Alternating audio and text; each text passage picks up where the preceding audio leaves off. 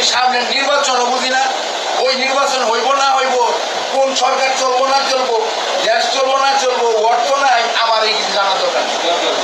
যদি সরকার অর্থনৈতিক যদি না পারে, সরকার আমাদেরকে ডাকুক, আমাদের সাথে কথা বলো যে আমরা অর্থনৈতিক সমস্যা ইত্যাদি আমরা পারবো না, সরি, আমাদের সাথে আলোচনার মাধ্যমে সমাধান করতে হবে। আলোচনা না করা পর্যন্ত আমরা থাকবো না। কোনো ভয়ভীতি নাই, কোনো ভয় নাই। বদিউল বা সচিবালয়ের অ্যারেস্ট হতে তাদের দোষের কারণে তারা অ্যারেস্ট, ভুল সিদ্ধান্তের কারণে, তাদের ভুল সিদ্ধান্তের কারণে তারা অ্যারেস্ট, রাইট?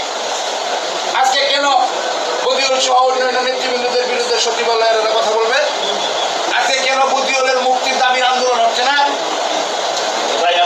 কেন হচ্ছে না? কারণ ওই দেখুন, এখন কথা হলো আমি যতটুকু আজকে এই আলোচনায় বলেছি, আর আমাদের কিছু কিছু নেতৃবৃন্দ উপস্থিত হইতে পারে নাই।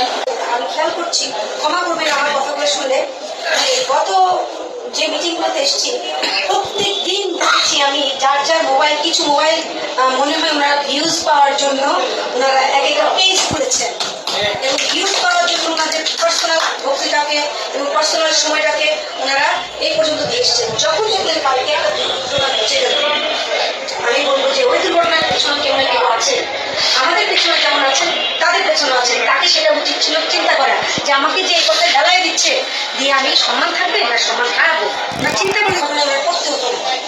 দ্বিতীয়ত যে